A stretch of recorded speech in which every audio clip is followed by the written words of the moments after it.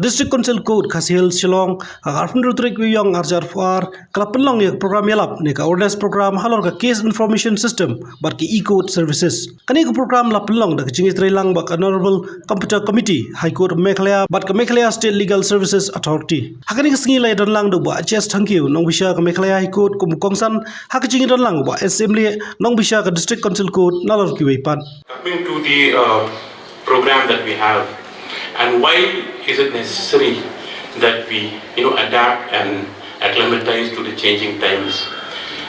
That is the need that I think everyone feels. And although I might be a judge in the High Court, but I always feel that I'm still a member of the bar, number one, and I'm still one of you. Because I used to come out here and see do cases, and so there's no difference between myself, maybe only by the chair, but we're all together. Now, the District Council courts have been formed since 1952. Now you know that we function at 53 rules, you're practicing here. And the 53 rules provides for a distinct system of justice administration. And the courts have been functioning, and the District Council courts, because they are formed under the 6th schedule, so they have a lot of autonomy. Autonomy in the sense that it doesn't come under direct control of the High Court, except maybe under Article 235 at some stage it arises, or it comes under the order when even appeals and revisions go to the High Court.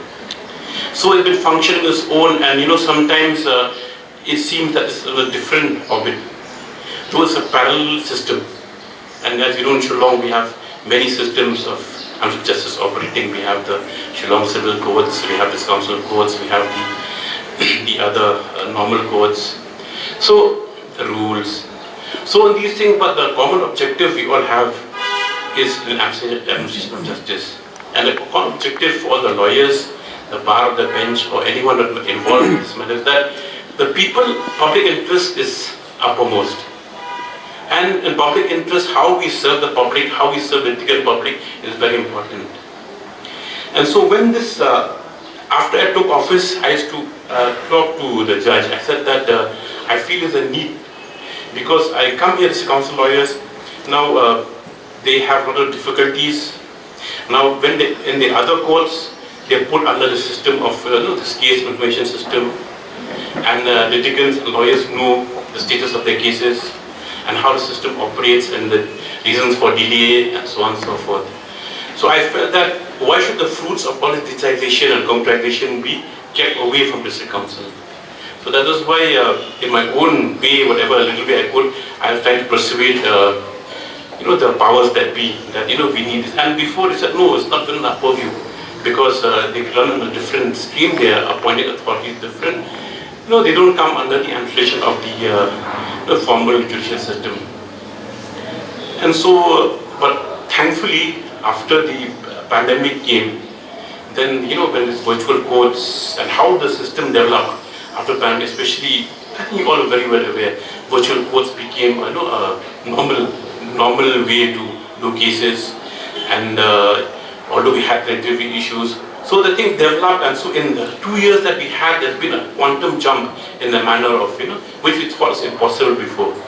Because we thought before, who could imagine that a court would function apart from physical way? A lawyer is present there, a judge present there, litigant is present there. But now, even the High Court, we have a hybrid system. So I'm sitting here, even on the screen, a lawyer who cannot be present for a reason can be present by coming virtually.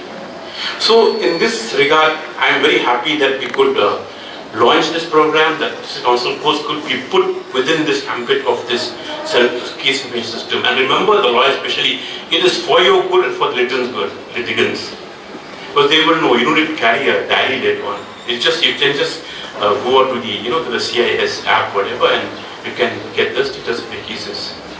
So this will help, I hope, in advancement, and upliftment of the administration of justice, to make it more efficient, to make it more accountable. We are accountable also, that we can't just leave things like that. We have to have accountability. Just because we're judges does not mean that we're not accountable to the public. We are public servants, we owe to the public, we owe to the litigants, and we are paid to do this job.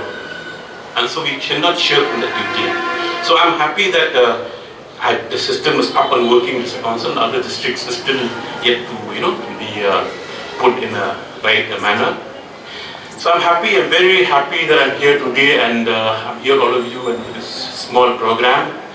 And thank you very much for having me. And I hope that with this incorporation of this technology, we can advance more. Maybe you can suggest on programs what we can do, like Mega eCourt app.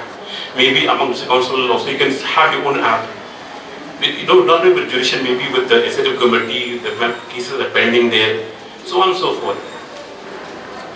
When we were in Garville's this time, there was a very interesting question from a lawyer. He said, okay, very good that you have this system for the courts. What about the village courts where we go and practice? So then I had no answer, because village courts, they don't come to a formal kind of, they're not appointed. As like they are headmen who hold courts in Garville's. In fact, in Garville's, 93 village courts, if I'm not mistaken. So I said, no, but once it comes to a formal court and appeal, then it will come the system. So that was satisfied in a way. Anyway, we have to work within our limitations.